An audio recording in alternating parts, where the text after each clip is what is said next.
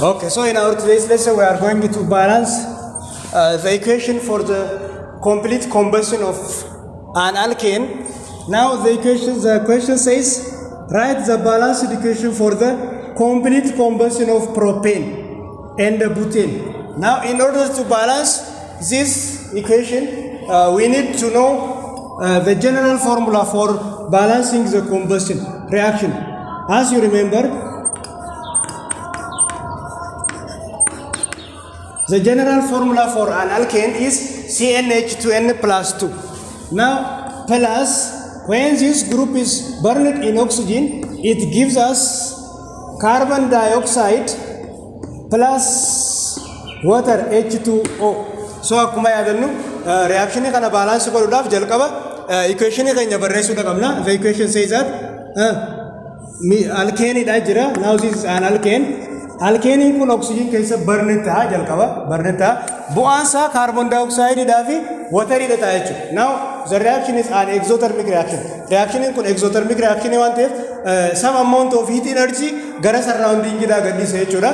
Garuu the balancing coefficient for oxygen, as you remember, it is 3n plus 1 over 2.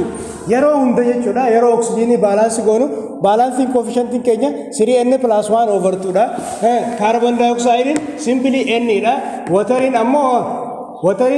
is balanced only by using n plus 1. N plus 1 is balance goonu jechuudha. Saniif ammaan tana formula kana fayyadamuudhaan combustion of alkane fedheewu balance godhuu ni dandeenya jechuudha. By using this formula we can balance any equation involving the combustion reaction. Fakkeenyaaf gaafintu maal nu gaafatti? Write the balanced equation for the complete combustion of propane nu jette. Now propane, akkuma beeknu propane, it has the formula of C3H8. Kana qaba jechuudha. General formula propane dha C3H8 dha jechuudha. Now propane kun C3H8 kun yoo oxygen keessatti combustion adeemsise bu'aan isaa carbon dioxide daafi water dha ta'a jechuudha akkuma duraanuu beeknu jechuudha. Now the product is this too. Garuu amma dubbiin maal? Balance godhuudhaaf oxygen maal fayyadamna jenne 3n plus 1 over 2 dha fayyadamna jenne. Carbon simply n dha fayyadamna jenne. That means n keenya meeqa jechuudha? N propane waan ta'eef n keenya simply 3. Saniifuu carbon idhaaf I have to use only 3. So n is equal to 3 dhaan buusa jechuudha. Bakka water dha I have to use n plus 1 dhaan fayyadama jechuudha. So n keenya 3 waan ta'eef it becomes 3 plus 1 which is equal to 4. So 4 water dha ta'a jechuudha.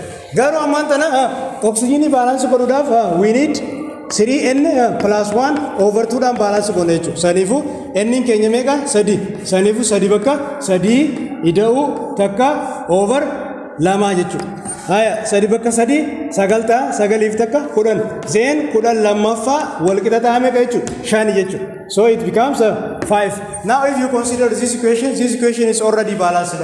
Equation kana yoo ilaalle ammaan tana equation kun already balanced ta'e jira jechuudha. Fakkeenyaaf carbon yoo ilaaltan carbon reactant irra carbon 3 jira jechuudha. Product irra asitti carbon 3 jira jechuudha. Haya hydrogen bira yoo deemne reactant irra hydrogen 8 jira jechuudha. Product irras hydrogen 4 bakka 2 4 tun hydrogen fi oxygen fi waan dhaabbattu jecha 4 bakka 2 8 jira jechuudha. Now already lakkoofsa hydrogen check goone jira jechuudha. Now oxygen bira gidee deemne 5 bakka 2 5 bakka 2 10 jechuudha. As 10 garuu product irra gidee deemne oxygen carbon dioxide biraas ni jira water biraas ni jira. Saniifuu as ka jiru 3 bakka 2 it is 6 plus 4 bakka takka it simply becomes 4 ta'a jechuudha. Hogguu idaane walitti it becomes 10 in dhufa jechuudha. Now the amount of oxygen on both sides it is equally dha jechuudha. Innis 10 ta'a jechuudha. So the next example we will do later. Okay, so one egalle jira how to balance combustion reaction. Hangama kana combustion reaction akkamitti ka balance godhu laalu jira jechuudha. Example tokko faareef baleenee jira. Akkaataa itti propane combustion takes place godhu yookaan akkatti propane combustion adeemsisu. Now general equation keenya kan nuti fayyadamuu qabnu yeroo hunda formulaa kan CnH2n plus 2 akkuma beekamu CnH2n plus 2 kana jechuun alkeen jechuudha. Alkeeniin kun yoo oksijiinii keessa barni ta'ee jenne yookaan oksijiinii keessa gubate jenne bu'aan isaa kaarboon daayoksaayiidhaa fi wotariidha ta'a. Reaakshiniin kun ammoo egzootermikiidha jenne egzootermikii waan ta'eef some amount of energy gara surroundingidhaa gadhiisa jenne saafni asiin amma kana wanni yaadachuu qabnu it releases some amount of heat energy jennee beekna jechuudha. Amma garuu buteen combustion isaa baalaansii godhuudhaaf maal godhuu qabna jalqaba you have to write the formula for butane. As you remember, butane have the formula of C4H10.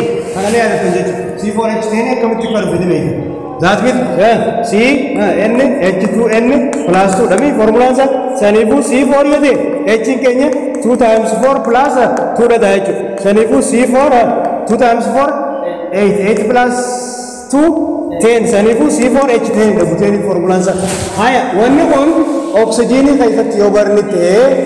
bu'aan isaa maaliif maal kaarboon daayoksaayidiidhaa fi ida'uu wotariidha H2O dha haya kana akkuma beeknu qabannee baalaansiin koofishantiin oksijiiniidha akka asirra nuqannametti meeqa jechuudha 3n plus 1 over 2 dha yeroo hunda jechuudha. Where n keenya maal jechuudha lakkoofsa kaarbanii afurii miti yeroo kana n keenya meeqa ta'a jechuudha afur ta'a jechuudha. Okay.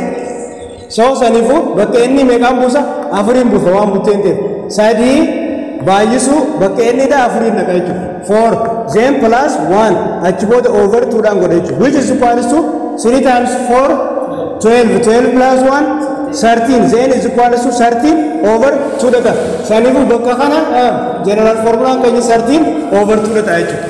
Balancing coefficient keenya 13 over 2 dhaqa garuu carbon maalin balance gona jenna carbon dioxide inni qofaan balance gona jenna inni keenya meeqa asitti afur jechuudha. Sanifu I have to put 4 in then the balancing coefficient for water is meeqa jenne n plus 1 ida jenna inni keenya asitti meeqa afur miti then 4 plus 1 ida 4 plus 1 jechuun 5 ida. Now this equation is almost balanced jira garuu coefficient oxygen ida bakka kanatti fraction ida dhugaa dhufe jechuudha. So fraction kana dirqama gara whole number jijjiiru qabna jechuudha. Akkamitti jijjiirra 13 over 2 kana gara whole number jijjiiruudhaaf I have to multiply it by 2 lamaan baay'isuudhaan qaba jechuudha. Lamaan baay'isuudhaan qaba yeroo lamaan baay'ise lamaan kun irraa dhaama jechuudha fraction inni dhaama jechuudha. Garuu ogguuni lama asii baay'isu asiin baay'isu equation keenya as a whole lamaan baay'isuudhaan qaba jechuudha. I have to multiply the whole equation by 2. Tanum lamaan utana qabamsiisuudhaaf jecha equation keenya akka walii galaatti lamaan baay'isa jechuudha. Sanifu it becomes 2C4H10 plus lamaan kana biteen asitti baay'isa lamaan kun wal dhaamsa miti meeqa qofaan naafa jechuudha. It is simply 13 oxygen qofaan naafa jechuudha. Gives us lama bakka afurii meeqa ta'a 8 so it becomes 8 carbon dioxide plus asitti lama bakka shanii meeqa ta'a jechuudha 10 now it becomes 10 H2O. Amma equation kana keessatti each atom is balanced. Atomiin hundi yoo ilaalle amma kana reactant irra kan jiru fi product irra kan jiru wal qixa amma kana. Fakkeenyaaf ilaala carbon hin eegalame fakkeenyaaf carbon yoo ilaalle reactant irra lama bakka afurii akkuma isin beektan coefficientiin tun hundaaf dhaabbatti miti. Coefficientiin lamaan asitti carboniifis ni jirti hydrogeniifis ni jirti. Saniifuu carbonii lakkoofsa isaa boruu beekne afur bakka meeqaati jechuudha. Afur bakka lama yookaan lama bakka afurii 8 reactant irra kan jiru. Reactant irra kan jiru 8 product irra kan jiru yoo ilaalle 8 carbon 8 carbon so 8 carbon is saniifuu equation kun gama carboniitiin yoo ilaalle balance ta'ee jira jechuudha. Haya hydrogen bira aadufnu hydrogen bira warra dhufu lamaan tun reefu maal jenne carboniifis ni dhaabbatti hydrogeniifis ni dhaabbatti saniifuu lama bakka meeqaati jechuudha. Lama bakka kudhanii hydrogen lama bakka kudhanii 20 jira jechuudha. Haya asoo kuno product irra deemtan kudhan bakka lama so hydrogen keessa kudhan bakka lama which is equal to 20 hydrogen is also balanced jechuudha.